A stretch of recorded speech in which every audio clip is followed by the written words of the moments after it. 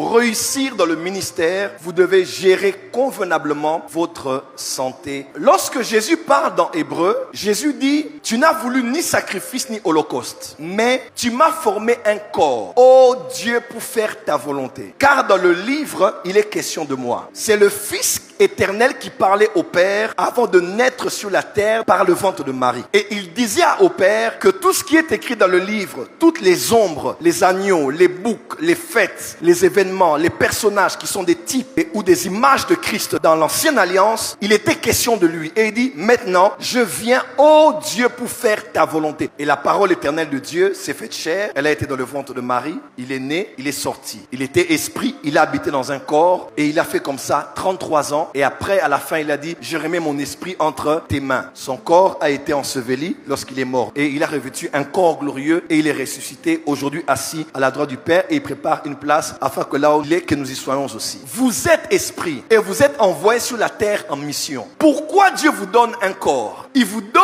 un corps pour faire sa volonté. En fait, il y a une volonté attachée à vous. Cette volonté s'appelle la vision, la mission, le but, la vocation. En tant qu'esprit, pour accomplir ça sur la terre, dans le plan de Dieu, les cieux sont à l'éternel, mais la terre, il les a donnés aux fils des hommes. À vrai dire, les esprits ne sont pas les bienvenus sur la terre. Voilà pourquoi ils ne font que errer ça et là. Et ils ont besoin d'habiter dans une maison. Parce que le domaine de la terre est le domaine de l'homme, de Adam. C'est le domaine de ceux qui ont des corps. Voilà pourquoi tout esprit qui fonctionne sans un corps est illégal. Les esprits ont besoin d'un corps pour fonctionner. Voilà pourquoi Dieu devait être fils de l'homme pour sauver les hommes. Parce que l'invisible a besoin du visible pour toucher les visibles. En fait, le corps que tu as, ce n'est pas pour t'habiller, ce n'est pas pour manger, ce n'est pas pour dormir, ce n'est pas pour te parfumer. Le corps que tu as là, c'est l'enveloppe charnelle qu'on a donnée à ton esprit pour que tu accomplisses dans les années qu'on t'a donné la volonté de Dieu pour toi dans ta génération. Ainsi, lorsque ce corps meurt avant le temps de la fin de ta mission, tu peux échouer ta mission. Posez-vous un peu la question. Pourquoi dans la plupart des prophéties qu'on reçoit, c'est toujours l'esprit de mort? Pourquoi Dieu a donné à beaucoup de gens les dons de guérison? La guérison vient d'abord par l'imposition des mains. Marc 16. La guérison vient aussi par la prière de la foi. Jacques chapitre 5. La guérison